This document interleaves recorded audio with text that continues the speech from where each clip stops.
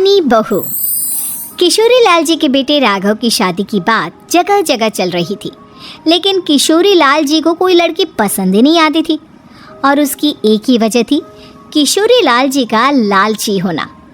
उनको लड़की वालों से मोटा दहेज चाहिए था और इसी चक्कर में एक दिन वो एक बहुत पैसे वाले के घर अपने बेटे का रिश्ता लेकर पहुंचे। उस आदमी का नाम था ओम प्रकाश।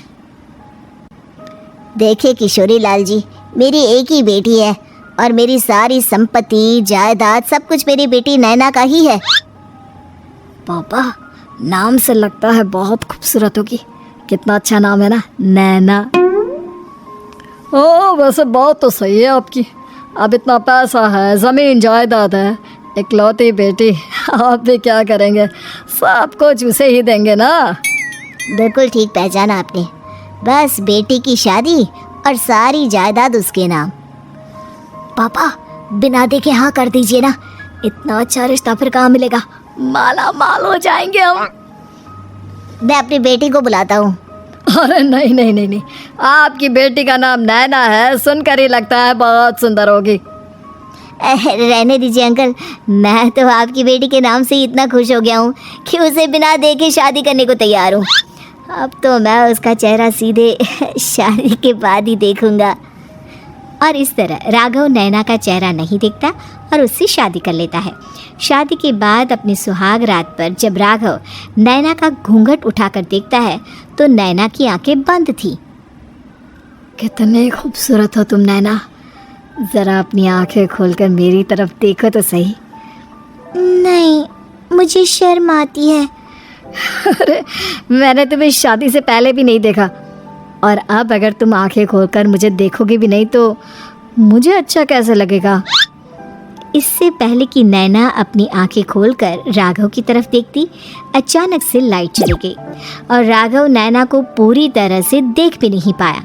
अगली सुबह नैना राघव के लिए नाश्ता बनाकर लेकर आई। अरे ये क्या, आधा पराठा सेका हुआ है और आधा बिल्कुल कच्चा। ये तुमने क्या किया नैना? बहू, तुमने क्या आधा पराठा तवे से नीचे लटका कर रखा था, जो आधा सेका है और आधा कच्चा?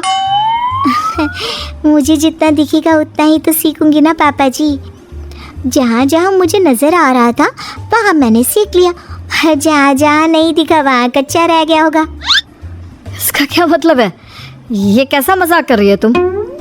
अरे बहू, तुमने इतना लंबा घूंघट क्यों लगाया हुआ है? देखो, हमारे घर में बहुओं को बेटी की तरह रखा जाता है, और फिर तुम तो इतना सारा माल लेकर आई हो। देखो, ये घूंघट डाल कर रखने की कोई ज़रूरत नहीं है। हाँ नैना, पापा जी ठीक कह रहे हैं, तुम तो आराम से रहो, अपना ही घर समझो। नैना अचानक से अपना घूंघट उठा लेती है। अरे ये क्या पापा, नैना की तो एक आंख फूटी हुई है। नाम से नैना, लेकिन ये तो कानी बहू निकली। मेरे साथ धोखा हुआ है, धोखा। बिना दिखाए अपनी कानी लड़की मेरे संग ब्याह दी। मुझे कानी बीवी नहीं चाहिए।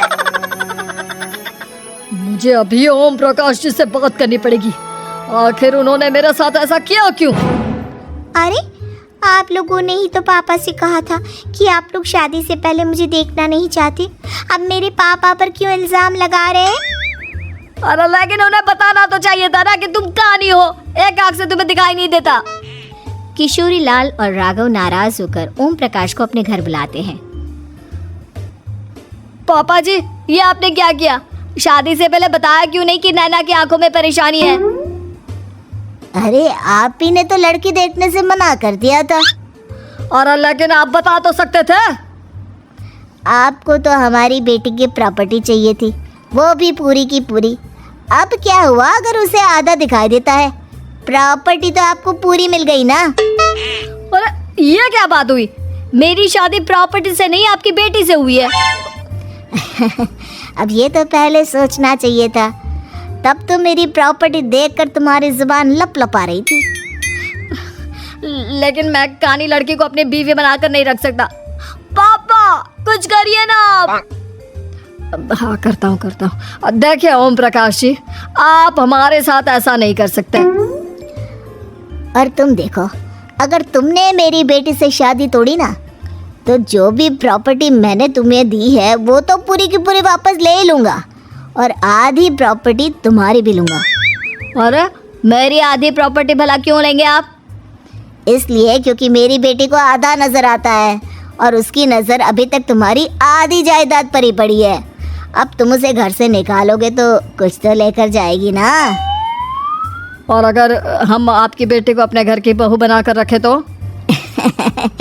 तो तुम्हारी पूरी प्रॉपर्टी तुम्हारी ही रहेगी, और जो मैंने तुम्हें दिया है ना, उसमें से बस मैं आधा लेकर जाऊंगा। अरे लेकिन अब आप अपनी दी हुई प्रॉपर्टी में से आधी वापस क्यों लेकर जाएंगे? अगर मैं आपकी बेटी को अपनी पत्नी बनाकर रखने को तैयार हूँ तो? इसलिए ताकि भविष्य में अगर तुम मेरी बेटी को धोखा दो तो उसके पास कुछ तो रहे जो पति का हो।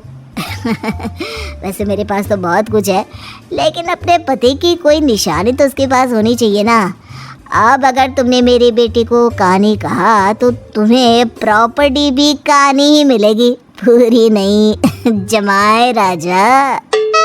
किशोरी लाल और राघव समझ चुके थे कि वो बुरी तरह फंस चुके हैं और अब उनके पास वहां से निकलने का कोई चारा नहीं है।